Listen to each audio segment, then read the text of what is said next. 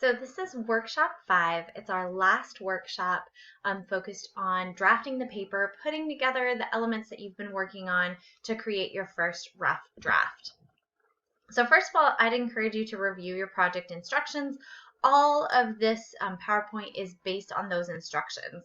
I've got a little bit of, tips. I'm talking about it, but those instructions have not changed.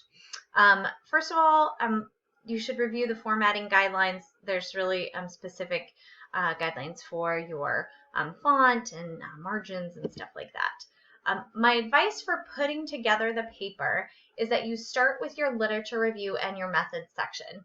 Your literature review, ideally, you're already somewhat familiar with that from reading at least the abstracts of those articles. Hopefully you've started to take notes on the themes of those articles. And then your method section, I always like to start with this because you've already done the research for the most part, hopefully. So you're kind of like piecing together, filling in the blanks almost. Not quite filling in the blanks, but it's very formulaic. Then I'd encourage you to write your findings and then come back to the introduction and the conclusion. Paper should be at minimum 10 pages long, excluding the cover page, references, and appendix. Although I will say that an A range paper, if you're looking to get a grade in the A range, those are going to be more likely to be about 15 to 20 pages long. I don't think a 10-page paper would be enough to get an A.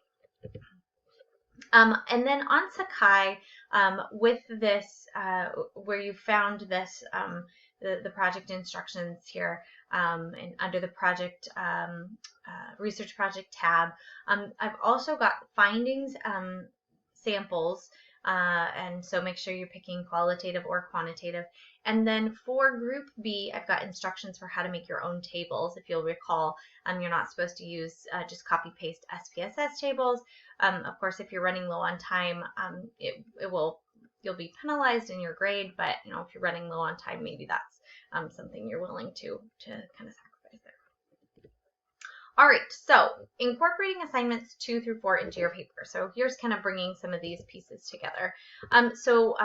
Group A, your assignment 4A was your list of sources. Group B was 2B. So get those sources. Hopefully you've read them, you've taken notes on them. So you're using these sources and you're creating your literature review here.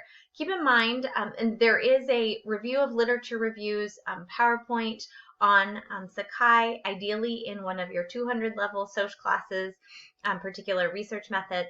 You've already learned how to do this, but if you don't or you need a review, it's on there. So these are not paragraphs of each of the article's findings. It's not that, Smith 2010 found this, and then Jones 2020 found this.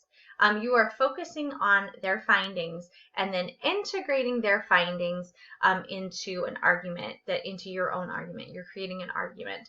And so there's a document on Sakai called the Literature Review Synthesis Matrix, and you can use this to help organize the findings into themes. It has a chart for how you can do that, or you could create your own chart to start to integrate these things. Remember that your paragraphs should have topic sentences. Each paragraph should be about one topic. And then for Group A, your 3 focused codes that you kind of settled on after your after assignment 3, these will probably be your themes, your sections in your finding sections.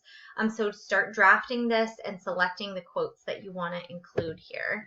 And then for Group B, based on your lit review, you've developed 3 hypotheses.